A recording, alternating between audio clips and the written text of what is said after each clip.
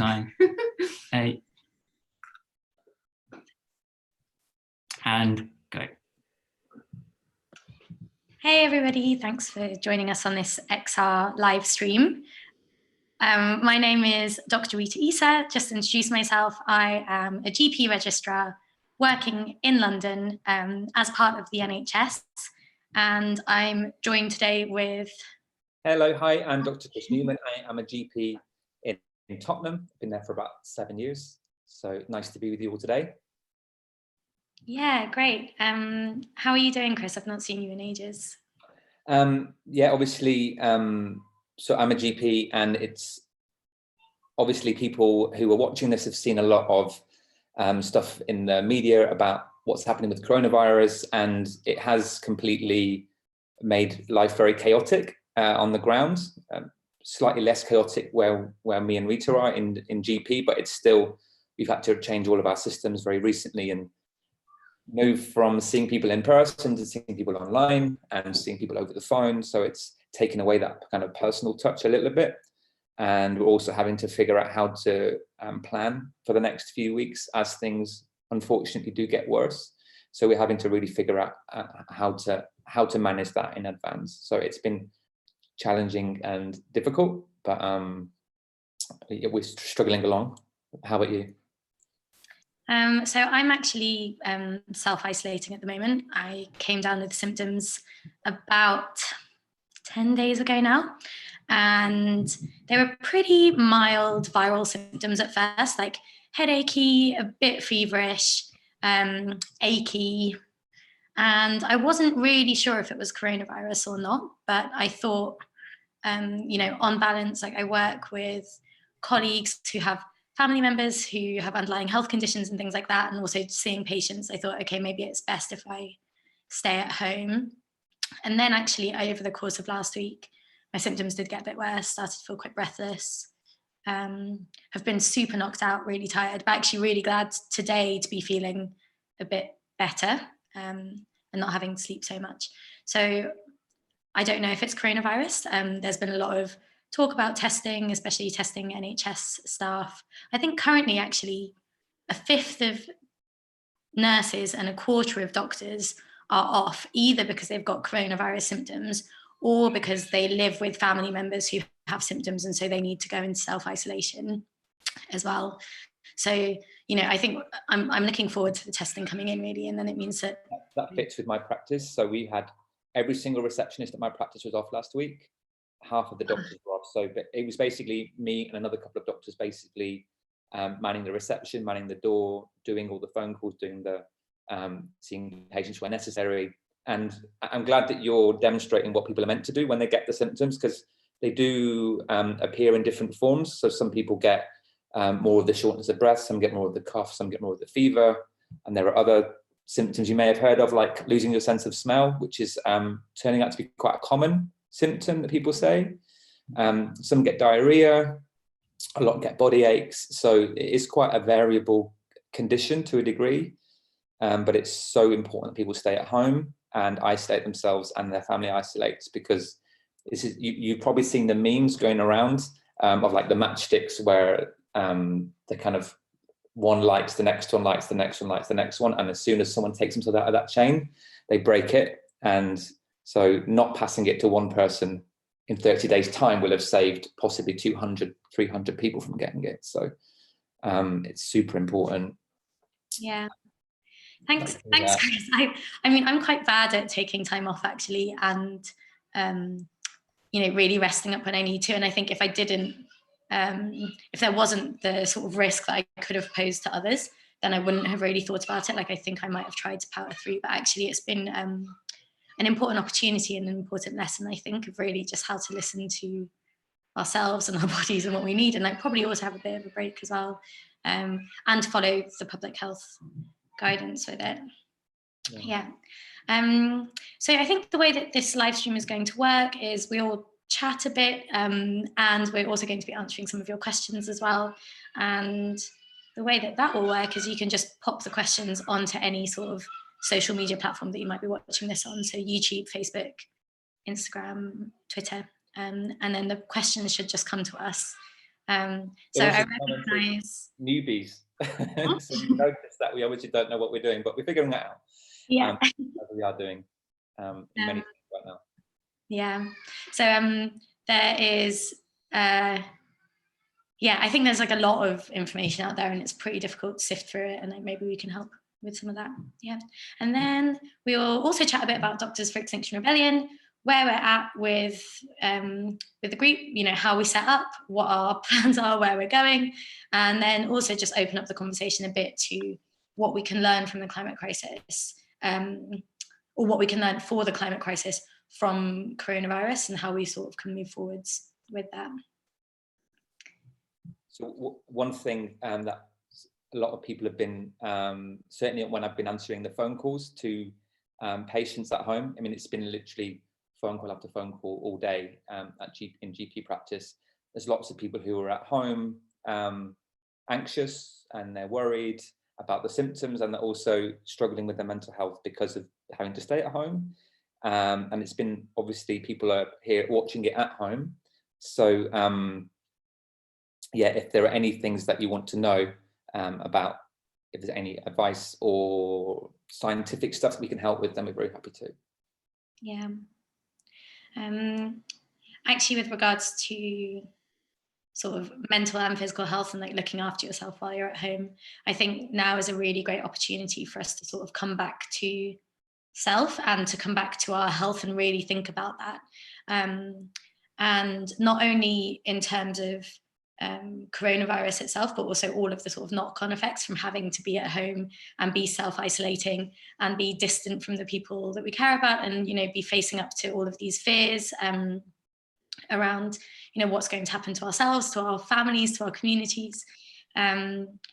Yeah, so some tips which I've found helpful while I've been self-isolating have been, I guess, firstly, just try and stick to a routine, even if you're at home, just getting up in the morning, having a shower and putting on a fresh set of clothes, which I know sounds really basic, but I think it's super easy when you're at home just to stay in your pajamas all day.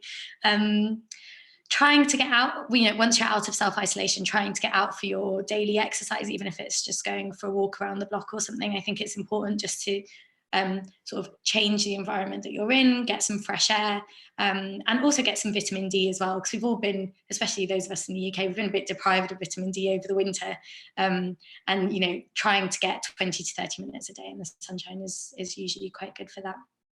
Trying to eat healthy and not drink too much alcohol, I generally recommend at this moment in time. And, you know, having a really colourful plate, and, you know, what an opportunity to also just get local food. I know that in my local area, the veg box deliveries have gone a bit, you know, everyone's signed up to veg box delivery. So, you know, how you can get like local, seasonal, healthy food that's also going to be full of good vitamins that can sort of help keep you healthy at this time.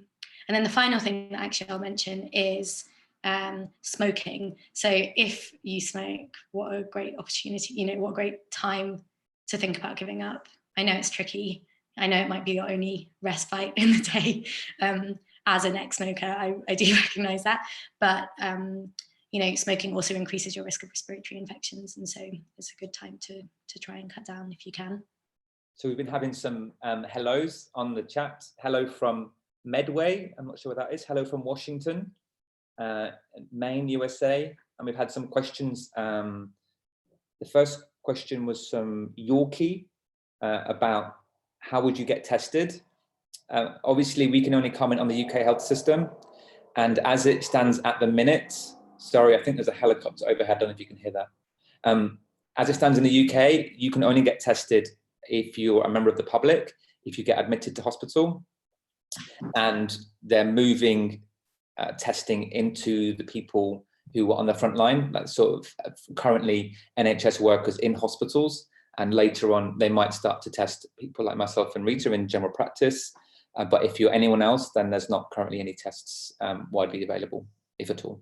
Yeah, and just to explain, there's a distinction between like two types of tests. So there is the test which is currently available, which is a viral RNA test, which essentially means it can pick up the virus while it's in your body. But after you've cleared the virus, it doesn't pick up that you've had it. And the test that's currently in development is an antibody test, which essentially is a test that shows that your body has mounted an immune response to it.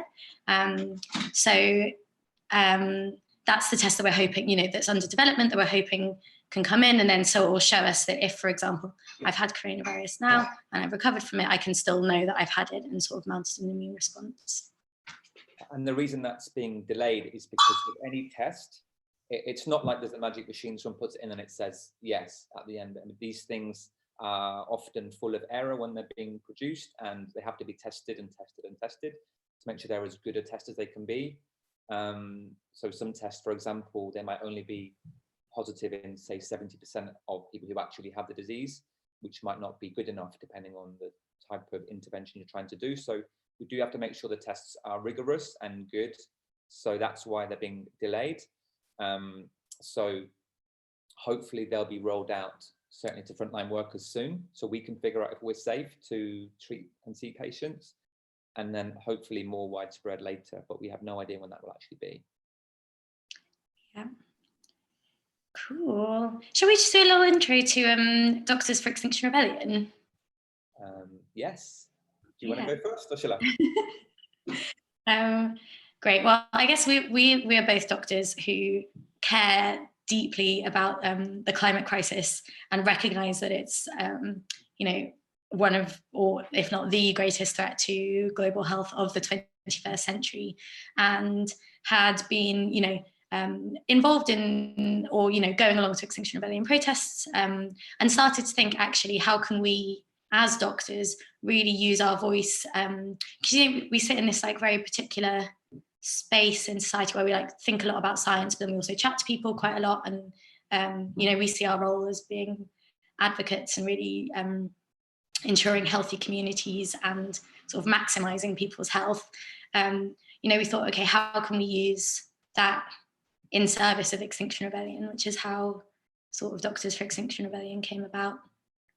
Yeah, essentially what happened, certainly from a UK perspective, we've got our amazing naturalist, David Attenborough. I'm speaking from a personal perspective now, but having watched him over the years, it's certainly given many of us in this country a joy of seeing nature, and the media has been piling up and the evidence has been piling up over the last few years.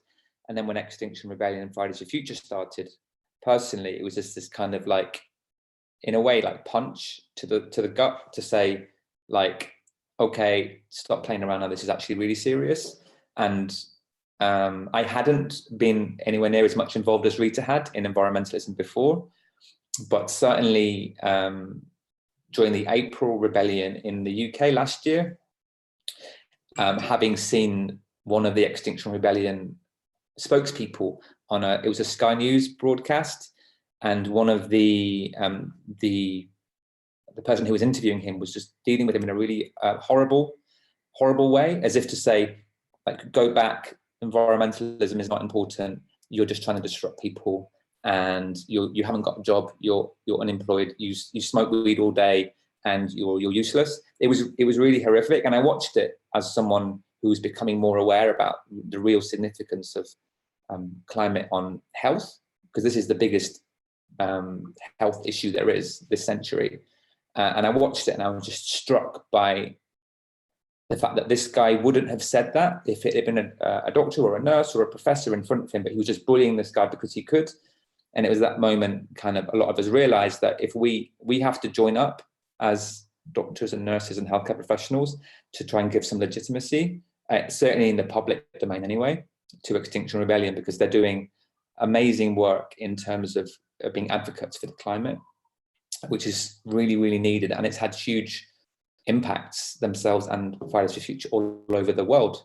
And I think that's a bigger intervention than any of us could have done through writing scientific journals and writing to our MP and all these things that people have been doing for 30, 40 years that haven't had the same effects that civil disobedience has. So from a purely scientific perspective, we think it's the most useful thing that we can do as scientists and medics.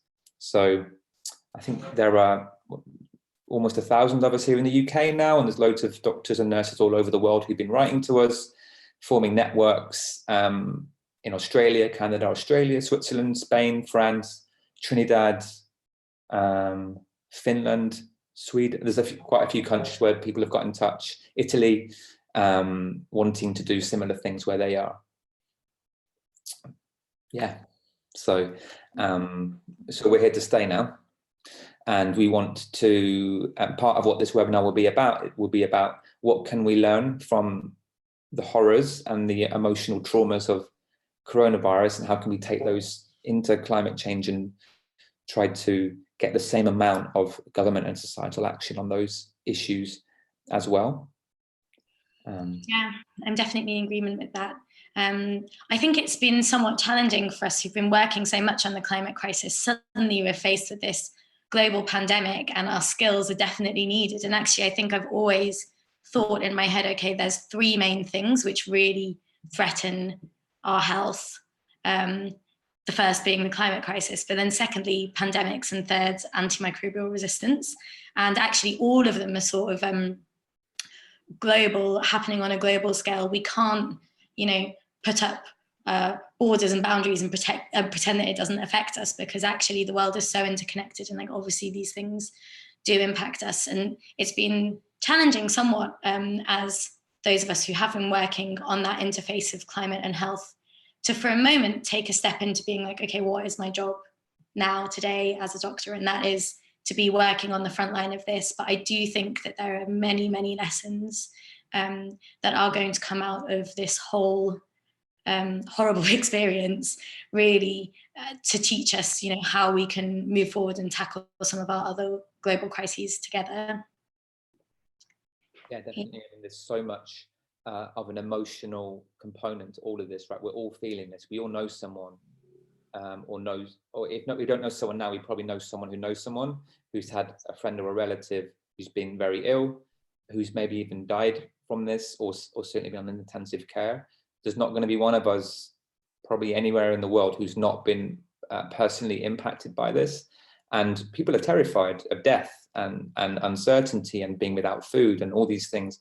And so we're in a moment now where everything is so raw, and this is why the children are on the street. This is why Extinction Rebellion are on the street, because they can, they're feeling this anxiety for climate much earlier than the rest of society. So all of these fears, they've been felt for the last few years by climate campaigners, and it's now that sort of a lot of the rest of society are feeling a similar fear, although about a separate issue. But it's all about, I think a lot of it's about that, about why, about fear and these emotions. Like I say, we can not use them, but we can tell the climate story by relating it to these emotions people are feeling now, to help make it more of a problem that people feel they need to deal with now. Yeah, definitely. I mean, I was asked earlier on today, actually, did you know that there was a pandemic coming? And it's something which I've learned about at med school. I'm also a public health researcher. So obviously I had this conceptual idea that we were going to have a pandemic at some point. And I sort of knew it was going to be sooner rather than later. But actually, until it happened, I think none of us really believed that it was going to happen in the way that it did. And I don't think any of us could have predicted, even at the beginning of 2020, that this is where we would be on, April the 1st. And it's just been so rapid and so transformational. But I think there's an interesting lesson in that, which even though we might conceptually know that something is coming, actually, we're not very good at preparing for these distant threats. I even have that in my practice at, at work, and I'm sure that you do, Chris, as well. You can talk, we can conceptualize risks associated with smoking, for example, but actually until you have something that tangibly happens, it's very, very difficult to have a shift in behavior. And I guess that's sort of where we are at with the climate crisis. We can, do all of our projections and our graphs and talk about the amount of people displaced and whatever else, but until actually we start to see that, maybe this has been that slight wake-up call for that.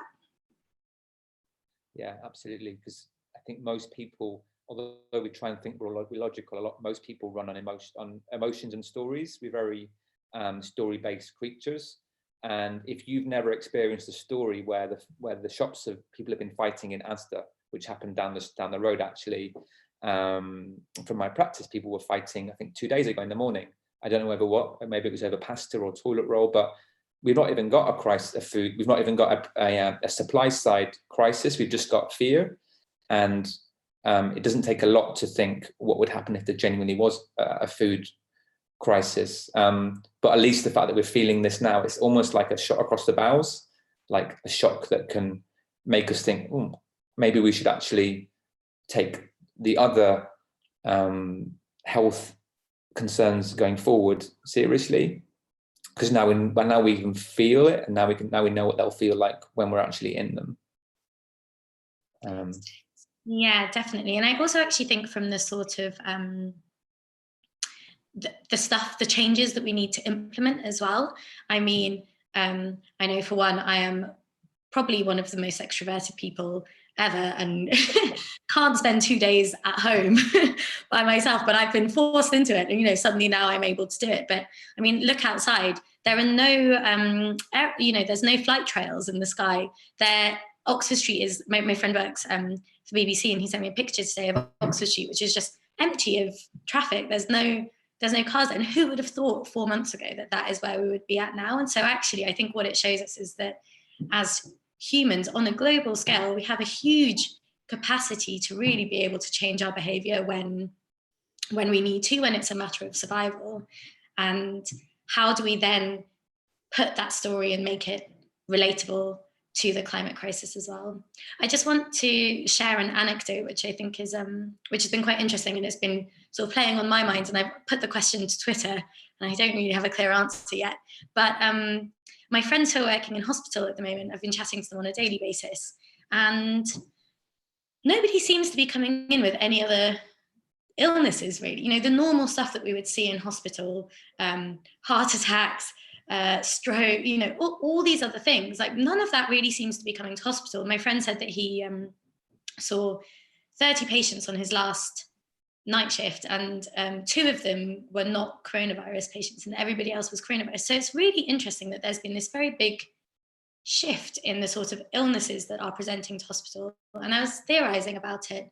I thought maybe people are staying away from hospital, which I think is understandable. They, you know, not that I'm at all promoting that, but you know, maybe there is just a bit more hesitation about contacting hospitals in the first place. Then I was also thinking about how air pollution kills in the UK 110 people a day. It's, you know, it's responsible for 110 excess deaths. And I was like, is there something there that, you know, we've really reduced our amount of air pollution, and so actually those deaths have been ameliorated in some way? And then I was also thinking there's this theory in environmental epidemiology, which is actually a tiny bit morbid, but it's just, you know, maybe the people who were going to be ill anyway were the ones who are more prone to get coronavirus and then go to hospital. But I was just reflecting on it, and I think that even though this is a very, very challenging, painful and traumatic time, it will be purely just from a measurements and, you know, observational side of it. It'll be interesting afterwards to really analyze and assess, okay, why have we seen a reduction in these other presentations? Like, actually, how much morbidity and mortality has been saved from the reduction in air pollution that we're seeing because people are staying at home, for example? What are those knock-on effects going to be? Yeah, it's difficult. There's going to be a lot of research stuff come off the back of coronavirus in the next 3-6 months. But there's a little bit about to do with your point, Rita. Have you ever read the book? It's Mike Berners-Lee. It's about bananas. How bad are your bananas? How green are bananas? If anyone knows it in the chat, let us know. I think it's How Bad Are Bananas? But anyway, he does this calculation. It's quite a cold one, and it's a bit dark, but it's I'm sure there's going to be some research around this. But it looks at how much CO2 we produce as a global population, and then he measures it in sort of gigatons of CO2, like huge amounts of CO2, and he attributes. He says how many lives will be saved by each gigaton of CO2 that we don't put in the atmosphere. So he ends up attributing each gigaton of CO2 to human life. And I wonder how many gigatons of CO2 have not gone into the atmosphere in the last few weeks and won't go in there in the last few months, and how many people will have been saved from it. It's a bit of a warped set of mathematics, but there's definitely going to be some people who would have died but haven't because of the reduced pollution, and also asthma and other respiratory illnesses, because we know that particulate matter from soot and nitrogen dioxide and sulfur dioxide and ozone and all these other environmental, all these things in the air which damage our respiratory systems. Everyone's seen I think the huge amounts of pollution in Delhi and the kind of smog that sits over the city there, but these are going to be really reduced. And so there are going to be people who would have died of asthma attacks, for example, which happens very rarely here, but it happened to Ella Kesey Deborah, which is a case from 2013 in London. She was a young girl who tragically had an asthma attack, and it was linked to her proximity to the main road. Certainly that was the case. I think it's going through the courts right now, actually. But it's an important thing to consider, the amount of deaths that won't have happened because of this reduced pollution. But yeah, warped mathematics, basically. There's been a lot of stuff here about animal agriculture. We've had in the chat. Rita, have you frozen, or have I frozen? No, I'm here. But I think that animal agriculture okay, you look like you're not. Is an important one. And I think what this crisis really shows us is how interconnected all of these systems are that we have operating around us. And actually, to a certain extent, we have moved out of balance with the natural world, and we've moved out of balance with the way that we utilize the Earth's resources. There's definitely something to be said in the way that is manifesting. Yes, we've actually also known that pandemics are most likely, to arise because of the ways that humans interact with animals. And we also know that the way that we currently engage in animal agriculture is not conducive to a healthy planet, and also the way that we consume animal products, probably to the extent that we do, is not healthy necessarily. So yeah, I think that there's a lot in there. What do you think, Chris? Yeah, I listened to an interesting podcast from someone who's far more expert in this stuff than I am. So he was I think zoonotic illness, that's infections that come from animals, epidemiologist. And he was saying that the kind of animal markets that they have, I think a lot in China, but I think in a lot of other countries too, where they have cages full of one animal right next to cages full of another animal, they allow transmission cross species. And so say you had some bats and some chickens or something, and one bat gets sick in a cage rammed full of these things. All the bats will get sick, and then they'll all be passing all these viruses, all these little virion particles will be passing next to the cage full of chickens. And this is how infection can cross more easily because of human intervention. And then obviously if you've got a huge human market and they're all packing in to this wildlife market, you can understand why hundreds of people, I think it was hundreds, got infected on the first day that this infection got into humans. So that's certainly sort of one of the direct routes. But there's also, as you I think pointed out, the more wildlife, the more habitats we cut down, the more humans and animals will get into close contact, the more likely we can get infections. And also we know that meat production just uses far more land. And when you're talking about things like food security, people fighting in Asda and fighting in Tesco and all this kind of stuff, it makes you wonder about our security in this country, food security. Like if other countries aren't able to supply us with the food that we don't produce, it makes you wonder how secure we are if things went really badly wrong. So if we were able to move the calories that we eat more towards plants and way away from animals, then we'd be able to feed ourselves and be far at lower risk if global events happen, which they do, and they will probably occur with ever increasing frequency this century. So I didn't used to be a vegetarian or a vegan. I'm not a vegan, I'm vegetarian, but I'm moving in that direction.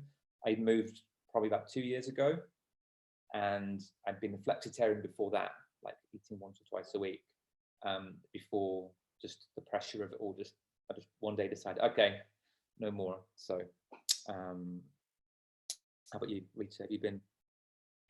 I have been on and off vegans, on and off for about 6 years.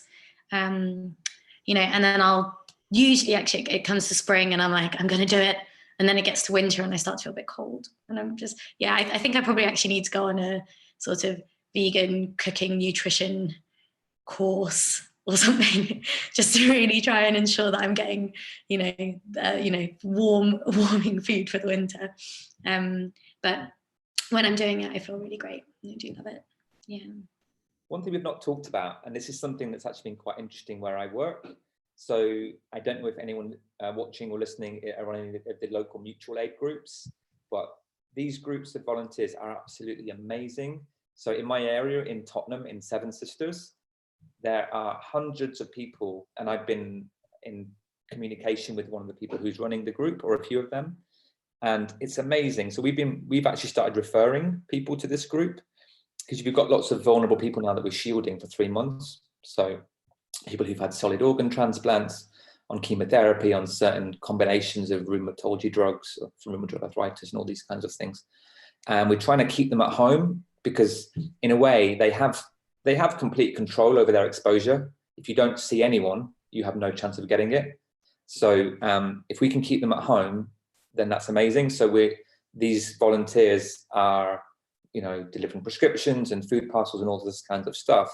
But we have a direct link. So anyone who phones us, who's vulnerable, who's shielding, who doesn't know how to manage, who's not got any family, not got local friends, we're just directly putting them in touch with our mutual aid group, and they're responding within like a minute. So I put a message on the group and they say, oh, I can cycle this thing over to them, or I'll go and pick this up, don't worry about it. And it's amazing to see the kind of collaboration and that comes out of this shared story that we have of all being in it together. So people around the country, wherever you're watching this, it would be really great, I think, for your local GPs and local pharmacists and local other healthcare organizations to see if they need any help, because there's a huge amount of people who aren't doing a lot right now because their jobs rely on being in groups together. And there's another lot of people who really need that help. So I think a healthcare community kind of liaison is really important at this time. So if you're watching this, just get in touch with them, or contact either of us on Twitter or Instagram, and we can help maybe facilitate that. Yeah, I mean, that's actually what I found so amazing, like in and amongst all of these arguments about hoarding and stockpiling and whatever else, actually has been how communities have really pulled together, and actually communities based on physical locality, which I feel like slightly, especially for us in London, we'd slightly moved away from, but actually now just how neighbours are supporting each other. So I've been put onto a WhatsApp group, which is my street. And just like you said, Chris, whenever somebody wants something, everyone is rushing to volunteer. Because I think we have a lot of people are at home. There's a lot of energy and really wanting to help. And, in global crises, we do pull together and we want to support each other. And I feel that way not only actually about the person on the same road as me or somebody else who's in another part of the UK, but this crisis really shows us how my health is inextricably linked with somebody else's health right on the other side of the world, and how quickly our health, communicates with each other in some way. But I felt very, very heartened with the mutual aid groups. You can actually Google them. Like, if you just type in COVID mutual aid, I think 2.5 million people have signed up. It's pretty amazing, right? Yeah. Yeah, I think it's. I was thinking this today. I think it's because we've got a shared story, like a shared. Like humanity's now got a shared story and a shared sense of purpose. So we all seem like we're on the same team. And one of the reasons that we're perhaps not tackling the climate change issue is because although most people are on the same team, you've got these people in the corner who are kind of like saying, "Oh, it's not a problem. It's not." All these people with vested interests and fossil fuel companies who are seeding the world with all of this fake stuff and propaganda and denialism. And you just wonder what we would have done about climate change if they didn't exist, if they hadn't started doing all of these nefarious activities like 30, 40 years ago. And it really kind of made it kind of hit home that what we really need to do as a Doctors for XR group is to push back against these multinational groups who have been acting in very dodgy ways over the past 30, 40 years, because we need their voices to really drop down so that we can all feel that climate change is also a shared story and a shared purpose and something that we can all get together on. I mean, imagine if this kind of community spirit also was showing itself for climate change, and we were all thinking, oh yeah, how can I get my neighbor to reduce their carbon, or how can I help them repair their things so they don't have to buy new things? And I think getting rid of some of this negative messaging is going to be really important. Right. I think that's it's really important, and it's also a very important opportunity. I had a phone chat with a friend the other day, and they said something that I found so profound. I actually wrote it down, which was, we were born into a world that we didn't build. The foundation things had always been taken for granted. So like, we haven't created the world that we currently live in. And we've just accepted that this is the way that things are. But now the foundations of the world as we know it have been shaken, and how we show up and respond to that and to this massive shift is going to be really important in the coming days. And actually already I've seen groups and people coming in and trying to claim that narrative. So, we've got Trump on the one hand who's saying this is a reason why we need stricter borders, for example. We've got other people who I've seen, unfortunately, speaking against XR saying, oh, well, this is how they want you to live all the time. And actually, no, I think what we need to be doing collectively is building and creating this new story of how we move forward, which is one where we know who our neighbours are and we care for them, where we think about the world as this global interconnected web, and that all of our health is important, that we think about how we engage with our local environment and what that means for our health, that we know that we can, for example, work from home if we need to, and that also we recognise that the people who have had power and essentially have lots of money in our society now aren't the ones who are key workers, is what they've been called in the UK, but on that front line and saving lives. And actually many key workers, delivery drivers, cleaners, porters, are living on poverty pay, and actually they're the ones that we're relying on right now. So I think there's a real opportunity to reframe things in our rebuilding as the dust of this settles, and just to know that it's important that we step into that space, and it's important that we step into that storytelling space and not let it be taken over by other interests who are just going to try and claw their way back in and tell their own story. That's lovely, Rita. Yeah, I mean, it's a real, despite the horror, the horrors and the emotion and the grief and all these things that are happening right now, there really is a window of opportunity that's opening up, which is going to close at some point, as people go back to business as usual or whatever the new normal is. And we have a huge opportunity to help shape that in whatever form that we choose. And a lot of us feel that a more, if you operate more locally and less globally, then you'll just automatically act with more empathy for the people that you're around and the products that you choose. I mean, if you know everything about the product that you use, how much pollution has gone into it and who made it and how they were treated, you would feel far more, you'd choose far more carefully if you knew everything about it. And part of getting that knowledge to consumer, people who buy products, is really important. But if you buy stuff locally from people that you know, then it's much easier to know, and that supply chain is visible. So yeah, I think trying to be more local, including like travel. Like, why not travel? You don't need to travel all the way across the world on a plane. You can go and have a little micro adventure a few miles away potentially. So yeah, I'm hoping that the world thinks a lot more about globalism and the negative effects that it has. Yeah, and I think just in continuation of that, you know, there's that really nice quote, which is think global, act local. We are interconnected.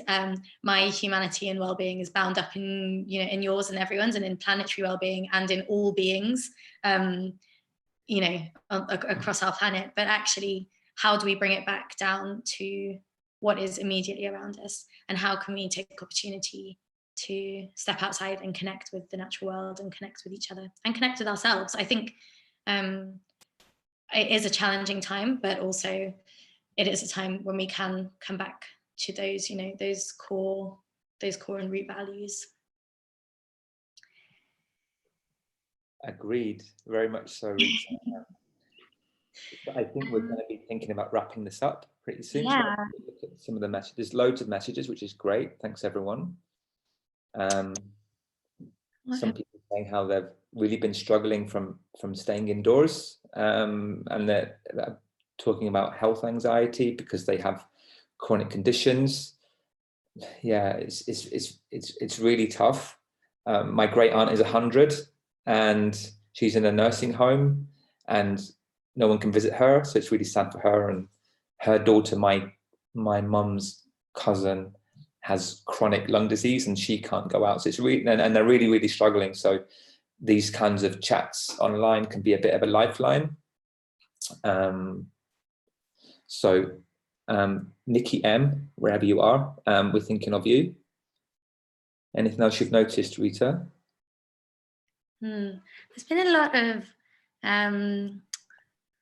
chat about veganism, which I think we've covered in enough detail. And actually, I will go back and say, yes, I'm plant-based. I'm not vegan, even though I do want to be. Yeah, but anyway, thank you everybody for tuning in. I've really enjoyed chatting to you, and it's been lovely to see you, Chris, as well. You know, we used to do a lot of organising together face to face, and now it's just Like just feeling better. But yeah, do we have any closing remarks? Like, look after your neighbours, isolate yourself if you're sick, please, please, please, please. Because the sooner we do this, the sooner the cases will go down, the sooner we can resume getting out of the house. Yeah, and remember, wash your hands, most importantly. Great. Bye, everybody. Thank you. Thanks. Bye. Look after yourselves. See you.